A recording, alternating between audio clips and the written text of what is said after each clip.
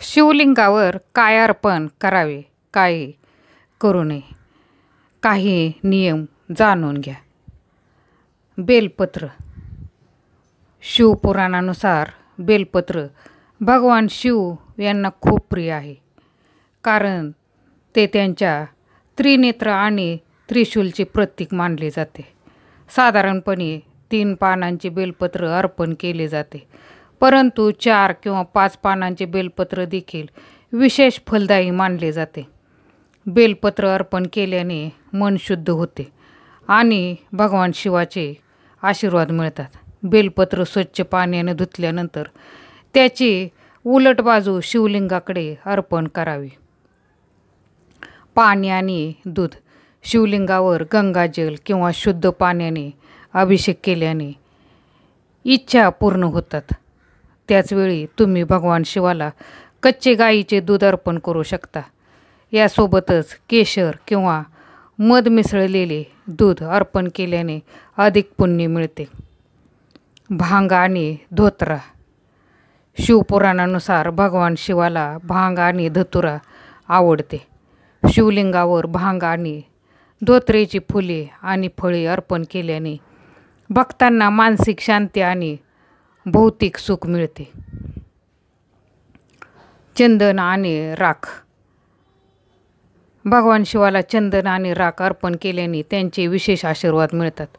स्कंद पुराणात म्हटले आहे की राख अर्पण केल्याने भक्ताचे पाप नष्ट होतात आणि आध्यात्मिक प्रगती होते. त्याचवेळी चंदन अर्पण केल्याने व्यक्ती श्रीमंत होते. फुले आणि अक्षदा. पांढरी फुले भगवान शिवाला अर्पण करावीत. यासोबतच पिवळी फुले देखील भोलेनाथांना प्रसन्न करतात. अक्षदा या संपूर्ण तांदूळ नेहमी शिवाला अर्पण करावे. यामुळे समृद्धी आणि सौभाग्य मिळते. मिठाई आणि प्रसाद. खीर, हलवा किंवा शुद्ध तुपापासून बनवलेली मिठाई भगवान शिवाला अर्पण करता येते. हे प्रसाद सात्विक आणि शुद्ध असावेत. शिवपुराणानुसार भगवान शिवाला सात्विक अन्न अर्पण केल्याने भक्तांना दीर्घ आयुष्य आणि आरोग्य मिळते. तुळशी. शिवपुराणानुसार भगवान शिवाला तुळशीची पाने अर्पण केली जात नाहीत. एका आख्यायिकेनुसार भगवान शिवाने जालंधरचा वध केला. जालंधर वृंदा तुळशीचा पती होता. मित्रमैत्रिणींनी व्हिडिओ पूर्ण पहा. व्हिडिओतील माहिती आवडली तर व्हिडिओला लाईक, शेअर आणि सबस्क्राईब जरूर करा. तुटलेला तांदूळ. तुटलेला तांदूळ भगवान शिवाला अर्पण करू नये. शास्त्रामध्ये असे म्हटले आहे की तुटलेला तांदूळ अपूर्णतेचे प्रतीक आहे आणि भगवान शिवाच्या पूजेत फक्त संपूर्ण भात अर्पण केला जातो, जो समृद्धी आणि परिपूर्णतेचे प्रतीक आहे. केवडा फूल.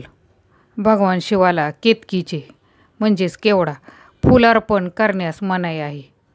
शिवपुराणातील एका आख्यायिकेनुसार केतकी आणि ब्रह्मा यांनी भगवान शिव यांना खोटे सांगितले, ज्यामुळे भगवान शिवाने त्यांच्या पूजेत ते स्वीकारणे बंद केले. हे फूल अर्पण केल्याने पूजेचे फळ मिळत नाही. शंखाचे पाने. शिवलिंगावर शंखाचे पाने अर्पण करण्यास शास्त्रामध्ये निषिद्ध आहे.